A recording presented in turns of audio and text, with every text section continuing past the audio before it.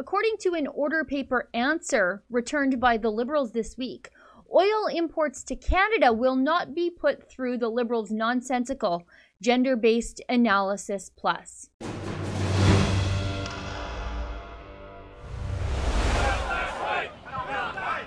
I love your sign.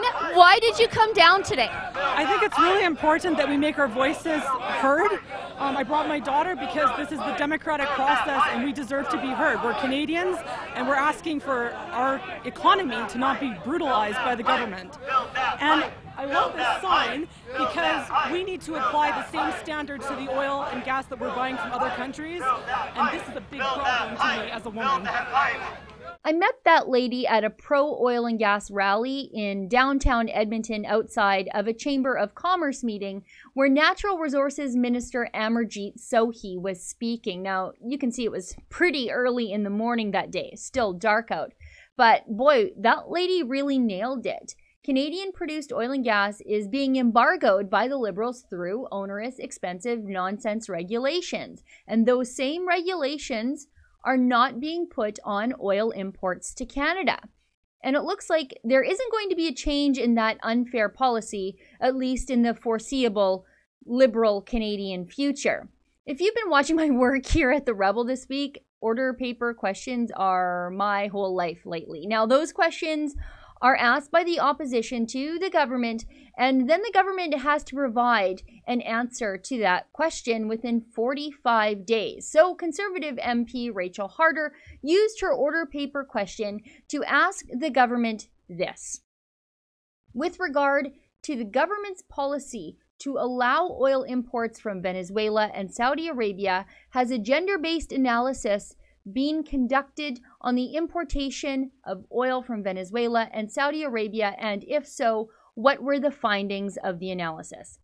Natural Resources Minister Amarjeet Sohi replied, "Gender-based analysis plus plays an important role in government, domestic, regulatory, program, and policy development. Decisions on where to import crude oil from are private sector commercial decisions, and as such, federal gender-based analysis plus analyses are not conducted on crude oil imports." Then, so he goes on to say, however, many companies do conduct their own gender-based analysis.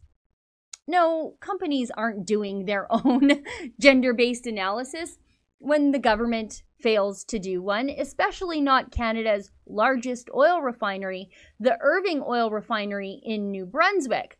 Now, according to the National Energy Board, New Brunswick has the most, quote-unquote, diverse crude slate. In 2017, Saudi Arabia accounted for almost 40% of New Brunswick's crude oil imports, followed by Azerbaijan, the United Kingdom, the US, and Nigeria. Now, I've been told by the government and the media that this Liberal government is a feminist one because of, I don't know, something to do with the current calendar year.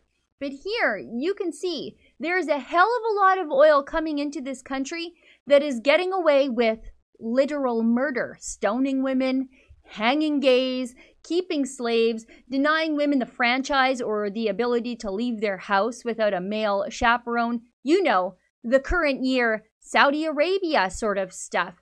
Every day, Alberta oil is subject to some expensive, high-level bigotry from some expensive, high-level people in the Liberal government who are treating the oil that employs men and women alike like it's dirty, while the blood-soaked tyrant oil making up 40% of New Brunswick's feedstock, well, that's just fine.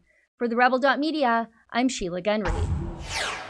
Hey, did you know that there's another way for you to get your Rebel Media mobile fix?